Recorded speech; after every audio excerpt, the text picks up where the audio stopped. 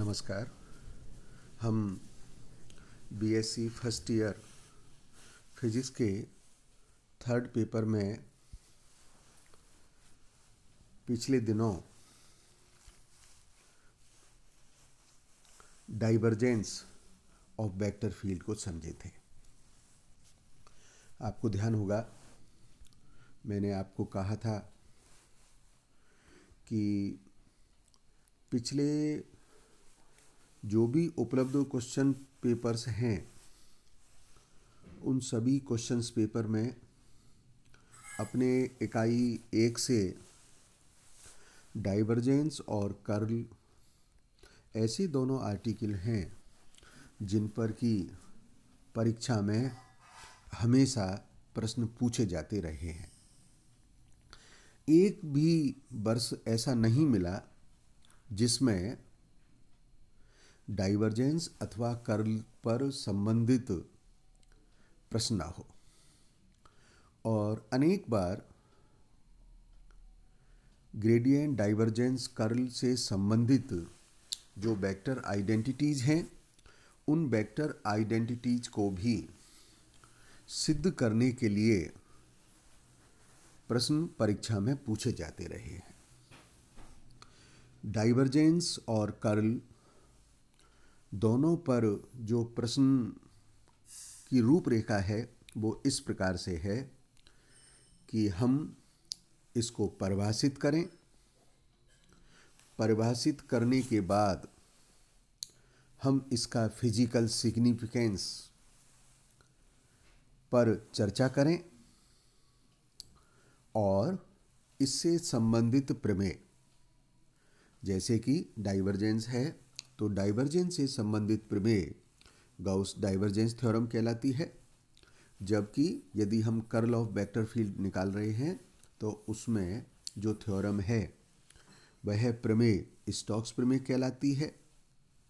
और इसका चतुर्थ पार्ट होगा कि हम इनका मान कार्टेशियन कोऑर्डिनेट में ड्राइव करें।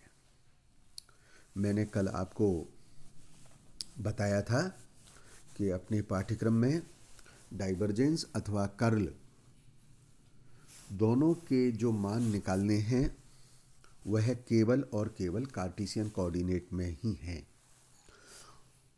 तो डाइवर्जेंस और कर्ल से संबंधित वेक्टर आइडेंटिटीज के अतिरिक्त इसका जो थ्योरेटिकल पार्ट है उस थ्योरेटिकल पार्ट में कुल 4 भाग शामिल हुए।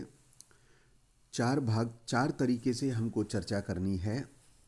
प्रथम हम उसका डेफिनेशन बिल्डअप करें, दूसरा फिजिकल सिग्निफिकेंस हो गया, तो थर्ड पॉइंट है इनसे संबंधित क्या थ्योरम है, और चतुर्थ है कि हम इसका मान कार्टेशियन कोऑर्डिनेट में ड्राइव करें। जब हम इसका मान कार्टेशियन कोऑर्डिनेट में ड्राइव करेंगे तो कल जैसा हमने सिद्ध किया था, यदि हम डाइवर्जेंस ले रहे हैं तो वेक्टर फील्ड का जो डाइवर्जेंस है वह है डाइवर्जेंस डेल के साथ में सदिश क्षेत्र का डॉट प्रोडक्ट होगा, बिंदु गुणनफल होगा, जिसको कि हमने कल सिद्ध किया था डेल डॉट ए। इस प्रकार से हमने डाइवर्जेंस को सिद्ध किया था और उसका मान निकाला था। आज हम कर्ल को समझ रहे हैं और कर्ल के इन चारों पॉइंट्स को समझेंगे। क्या इसका डेफिनेशन होगा, क्या फिजिकल सिग्निफिकेंस है, इसका थ्योरम क्या है और इस थ्योरम की किस प्रकार से एप्लीकेशंस है। कार्टेशियन कोऑर्डिनेट में इसका मान निकालेंगे और कार्टेशियन कोऑर्डिनेट में मान निकालने के बाद हम ये देखेंगे और ये सिद्ध करेंगे कि किसी भी वेक्टर फील्ड का कर्ल का मान यदि ज्ञात किया जाए तो कर्ल का मान डेल के साथ में उस वेक्टर फील्ड का क्रॉस प्रोडक्ट प्राप्त होता है, अर्थात डेल क्रॉस ए। आप देखिए हम कर्ल को समझने का प्रयास करते हैं। मैंने इधर बाईं तरफ चित्र में एक क्लोज पाथ दिखाया है जिसको मैंने सी से मार्क किया है, और इसमें कोई सदिश क्षेत्र वेक्टर फील्ड ए है। हमने इस सदिश क्षेत्र में स्थित बंद पथ को अनेक अल्पांशों में विभाजित किया हुआ है। मान लीजिएगा कोई एक अल्पांश है जिसका कि विस्थापन dl है। हम क्या कर रहे हैं, सदिश क्षेत्र का प्रत्येक अल्पांश के विस्थापन के साथ बिंदु गुणनफल ज्ञात कर रहे हैं और बिंदु गुणनफल ज्ञात करने के पश्चात उन सब का हम योग, उन सब का एडिशन कर रहे हैं। क्या काम कर रहे हैं, दोबारा समझें। हम सदिश क्षेत्र का जो अल्पांश का विस्थापन है उसके साथ में डॉट प्रोडक्ट कर रहे हैं, बिंदु गुणनफल ज्ञात कर रहे हैं और प्रत्येक अल्पांश के साथ ऐसा गुणनफल ज्ञात करने के बाद उन सब का हम जोड़ कर रहे हैं। जब हम प्रत्येक सदिश विस्थापन तथा सदिश क्षेत्र के अदिश गुणनफल का योग ज्ञात कर लेते हैं तो यह योग जो ज्ञात होगा वह सर्कुलेशन कहलाता है अथवा क्लोज पाथ लाइन इंटीग्रल कहलाता है। और आप इस बात को गणित में सीख चुके हैं। क्लोज पाथ लाइन इंटीग्रल को हम किस प्रकार से गणितीय रूप में लिखते हैं वो देखिएगा। Gamma is equals to close path line integral vector A dot d l. यह हमने मैथमेटिक्स में सीखा हुआ है। हमारा जो इंटरेस्ट है वो अब इससे आगे शुरू होता है। होता क्या है, फिजिक्स में अनेक वेक्टर फील्ड इस प्रकार के हैं कि जिनके लिए सर्कुलेशन का मान हो अथवा क्लोज पाथ लाइन इंटीग्रल का मान हो वह मान 0 होता है। अगर ऐसे वेक्टर फील्ड जिनके लिए सर्कुलेशन अथवा क्लोज पाथ लाइन इंटीग्रल का मान 0 हो तो हम उन वेक्टर फील्ड्स को लेमिलर कहते हैं। हम उन वेक्टर फील्ड को नॉन कर्ली भी कह सकते हैं। और ध्यान रहे, ऐसे वेक्टर फील्ड जिनके लिए गामा का मान 0 होगा अर्थात सर्कुलेशन या क्लोज पाथ लाइन इंटीग्रल, उनमें कर्ल का गुणधर्म नहीं होगा। वास्तव में अनेक वेक्टर फील्ड ऐसे होते हैं जिनके लिए गामा का मान 0 नहीं होता बल्कि कुछ डेफिनेट मान होता है। और कर्ल की जो प्रॉपर्टी है, कर्ल की प्रॉपर्टी ऐसे ही वेक्टर फील्ड में पाई जाती है जिनके लिए सर्कुलेशन का मान 0 ना हो। आप इस बात को समझने के लिए मैं दोबारा एक डायग्राम पर आपको लेके चलता हूँ। जैसे कि देखिए, मैंने एक इस तरीके की कल्पना की हुई है आपको इस बात को समझाने के लिए। मान लीजिए कोई वेक्टर फील्ड है और वेक्टर फील्ड को सदिश क्षेत्र को मैंने बल रेखाओं से दिखाया हुआ है और इसमें एक आयताकार कुंडली है जिसको कि मैंने ABCD से मार्क किया हुआ है। तो जब आयताकार तल क्षेत्र के लंबवत है, जब आयताकार तल क्षेत्र के लंबवत है जैसा कि मैंने चित्र 1 में दिखाया है, तो हम देख रहे हैं कि जो भी सदिश क्षेत्र है उसकी बल रेखाएं इसके चारों फेस, इसकी चारों साइड के बेसिकली परपेंडिकुलर है, चाहे वो AB हो, BD हो, CD हो, AC हो, चारों भुजाओं के लंबवत है। तो जब सदिश क्षेत्र की बल रेखाएं इसकी सीमा रेखा की ओर नहीं है और इसकी सीमा के लंबवत हैं तो ऐसी स्थिति में क्लोज पाथ लाइन इंटीग्रल का जो मान होगा वह मान 0 होगा। अब हमने इस कल्पना को थोड़ा आगे बढ़ाया और मैंने डायग्राम 2 में दिखाया है।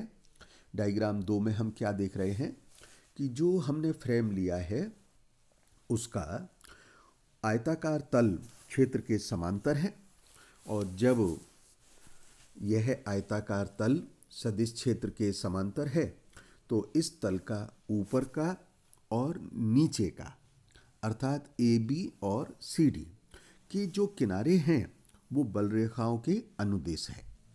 बल रेखाओं के अनुदिश होने पर इसमें जो थीटा का मान होगा वह 0 हो गया। परिणाम स्वरूप यहाँ पर क्लोज पाथ लाइन इंटीग्रल का मान 0 नहीं होगा इस स्थिति में। और क्लोज पाथ लाइन इंटीग्रल का मान 0 ना होकर के एक निश्चित मान होगा। तो हमने देखा कि आयताकार फ्रेम अगर सदिश क्षेत्र के लंबवत है तो गामा का मान 0 है, और यदि वह पैरेलल है तो उस केस में अधिकतम है, और इसकी स्थिति अलग अलग होगी, थीटा पर निर्भर करेगी। तो तल की जो भिन्न भिन्न स्थिति है उन भिन्न भिन्न स्थिति पर गामा का मान यानी क्लोज पाथ लाइन इंटीग्रल का मान अलग अलग होगा, और एक स्थिति में अधिकतम होगा। हम इस अधिकतम, इस maximum close path line integral में इंटरेस्टेड हैं, क्योंकि अधिकतम रेखा समाकलन से जो इकाई क्षेत्रफल की सीमा पर ज्ञात किया जाता है वह कर्ल कहलाता है। उसे हम सदिश क्षेत्र का कर्ल कहते हैं। और बिल्कुल उसी प्रकार से कल जैसे हमने डाइवर्जेंस को कैलकुलस का प्रयोग करते हुए लिखा था, उसी प्रकार से यहाँ पर हम लिख सकते हैं close path line integral vector A dot d L maximum, अर्थात अधिकतम रेखा समाकलन। अधिकतम रेखा समाकलन, और अधिकतम रेखा समाकलन किस पर ज्ञात किया है? इकाई क्षेत्रफल की सीमा पर ज्ञात किया है, इसलिए ds से भाग दिया और लिमिट dA अप्रोचेज 0 लगा दिया। तो हमने सदिश क्षेत्र के कर्ल को गणितीय रूप में इस प्रकार से लिखा है, और इसकी जो परिभाषा बनेगी वो परिभाषा फिर मैं दोहराता हूँ। अधिकतम रेखा समाकलन जो इकाई क्षेत्रफल की सीमा पर ज्ञात किया जाएगा कर्ल कहलाएगा। और ध्यान रहे, किसी भी सदिश क्षेत्र का जो कर्ल है वह कर्ल एक सदिश राशि होगी, एक वेक्टर क्वांटिटी होगी। अगर यह एक वेक्टर क्वांटिटी है तो निश्चित रूप से इसकी कोई डायरेक्शन होनी चाहिए, तभी ये वेक्टर क्वांटिटी होगी। और इसकी जो डायरेक्शन है, यह डायरेक्शन उस तल के लंबवत होती है जिसमें स्थित क्षेत्रफल अल्पांश की परिसीमा पर सर्कुलेशन अर्थात क्लोज पाथ लाइन इंटीग्रल का मान अधिकतम होता है। तो इसकी दिशा उस तल के लंबवत होगी जिसमें स्थित क्षेत्रफल अल्पांश की परिसीमा पर परिसंचरण का मान अधिकतम होगा। तो हमने कार्य किया, हमने कर्ल के मान को समझा। कर्ल को हम किस प्रकार से गणितीय रूप में लिखेंगे, कर्ल की क्या परिभाषा है, और हमने यह भी समझ लिया कि किसी भी सदिश क्षेत्र का जो कर्ल है वह वेक्टर क्वांटिटी होती है, और उसकी जो दिशा है उस तल के लंबवत होती है जिसमें कि क्षेत्रफल अल्पांश की परिसीमा पर परिसंचरण का मान अधिकतम होता है। आप देखिएगा, हम परिभाषा से जानते हैं कि इकाई क्षेत्रफल की सीमा पर सदिश क्षेत्र का जो परिसंचरण है वह कर्ल कहलाता है। अतः इकाई क्षेत्रफल को परिबद्ध करने वाले पथ पर सदिश क्षेत्र का अधिकतम परिसंचरण का जो मान होगा वह curl del cross A dot n से दिया जाएगा। डेल क्रॉस ए कर्ल है, और यहाँ पर जो यूनिट वेक्टर एन लिया गया है वह यूनिट वेक्टर है, इसकी दिशा को बताता है, इसके कारण हमने इसको लिखा है। तो इकाई क्षेत्रफल के स्थान पर यदि हम क्षेत्रफल ds को कहें कि क्षेत्रफल ds को परिबद्ध करने वाले पथ पर सदिश क्षेत्र का परिसंचरण, तो हमें n को हटा करके हमें क्या लिखना पड़ेगा? ds लिखना पड़ेगा, क्षेत्रफल लिखना पड़ेगा। यदि हम कहें संपूर्ण क्षेत्रफल को परिबद्ध करने वाले पथ पर, पहले आपने इकाई क्षेत्रफल लिया, फिर क्षेत्रफल अल्पांश लिया, अब हम बात कर रहे हैं संपूर्ण क्षेत्रफल की, कि संपूर्ण क्षेत्रफल को परिबद्ध करने वाले पथ पर सदिश क्षेत्र का परिसंचरण का मान कितना होगा? तो निश्चित रूप से हमें सरफेस इंटीग्रल लेना पड़ेगा, अर्थात surface integral curl of A dot ds। आप जान रहे हैं, आप समझ चुके हैं कि जो क्षेत्रफल S है it is bounded by close path C। क्षेत्रफल S को बंधपथ C के द्वारा परिबद्ध किया गया है। अतः क्षेत्रफल S को परिबद्ध करने वाले पथ पर परिसंचरण का जो मान होगा वह मान कितना होगा? जो मैंने समीकरण 2 के द्वारा लिखा है, close path line integral vector A dot d L. अब देखिए, दो तरह की समीकरण है, 1 और 2, लेकिन आप देख रहे हैं कि समीकरण 1 हो अथवा समीकरण 2 हो, दोनों जो बात व्यक्त कर रही हैं समान चीज़ को बता रही हैं, समान बात की तरफ इंगित कर रही हैं, अर्थात समीकरण 1 और समीकरण 2 आपस में समान है, एक दूसरे के तुल्य है। तो एक दूसरे के तुल्य करने पर यह समीकरण हमें इस प्रकार से प्राप्त होती है, close path line integral vector A dot d l is equals to surface integral curl of A d s, और यह कथन ही स्टोक्स थ्योरम कहलाता है। अब हम कर्ल का फिजिकल सिग्निफिकेंस पर कुछ विचार करेंगे। जैसा कि मैंने अभी आपको बताया था कि हमारे पास कई तरह के वेक्टर फील्ड हैं। कुछ वेक्टर फील्ड इस प्रकार के हैं कि जिनके लिए सर्कुलेशन का मान 0 होता है। इन ऐसे जो वेक्टर फील्ड्स हैं उनको हम लेमेलर अथवा नॉन कर्ली अथवा इररोटेशनल कहते हैं। ये तीनों एक ही बात होगी। मैं लेमेलर हो गया, नॉन कर्ली हो गया, इररोटेशनल हो गया। इनमें कर्ल का गुणधर्म नहीं होता, और जैसा मैंने आपको समझाया था कि ऐसे वेक्टर फील्ड को हम किसी अदिश फलन की ग्रेडियंट के रूप में इनको एक्सप्लेन भी कर सकते हैं, एक्सप्रेस कर सकते हैं। परंतु हमारे पास कई वेक्टर फील्ड ऐसे हैं जिनके लिए सर्कुलेशन अथवा क्लोज पाथ लाइन इंटीग्रल का मान 0 नहीं होता, बल्कि एक निश्चित मान होता है। और ऐसे वेक्टर फील्ड में ही निश्चित रूप से कर्ल का गुणधर्म होता है, और हम इस बात को कुछ उदाहरणों से भी समझ सकते हैं। देखिए, जैसे कि मान लीजिए किसी कंडक्टर में हम करंट का फ्लो करें, तो किसी चालक में जब करंट का फ्लो होगा तो जो चुंबकीय क्षेत्र उत्पन्न होगा उसमें कर्ल का गुणधर्म होगा। पानी से भरा हुआ कोई टब है, उसके पैंदे पर अगर कोई छिद्र, एक होल बना दिया जाए, तब उससे पानी जो निकलेगा उसके कारण सतह पर एडी फॉर्म बनेंगी, उनमें भी कर्ल का प्रॉपर्टी होगा। इसी प्रकार से मान लीजिए कोई तालाब है, उसके पानी की जो टॉप सरफेस है उस पर कोई कॉर्क को छोड़ दिया जाए, तो कॉर्क का जो रोटेशन होगा वो कर्ल की तरफ बताता है। और यदि किसी द्रव के सदिश वेग का कर्ल यदि 0 नहीं है, तो द्रव की विशेष गति के साथ साथ किस प्रकार की उसकी गति होगी, इस प्रकार की गति उसकी होगी। तो ये मैंने 4 तरह के उदाहरण दिए हैं, और इन 4 उदाहरणों से ये स्पष्ट है कि जो कर्ल की प्रॉपर्टी होती है वो हमेशा रोटेशन के कारण होती है, घूर्णन के कारण होती है। और यह घूर्णन तभी संभव हो पाएगा जब उस वेक्टर फील्ड का क्लोज पाथ लाइन इंटीग्रल अथवा सर्कुलेशन का मान 0 नहीं हो। 0 नहीं होने पर हम उस वेक्टर फील्ड को अदिश फलन की प्रवणता के रूप में एक्सप्लेन नहीं कर सकते, और निश्चित रूप से इस रोटेशन के कारण, रोटेशन की प्रॉपर्टी के कारण ऐसे वेक्टर फील्ड में निश्चित रूप से कुछ ना कुछ कर्ल का मान होगा।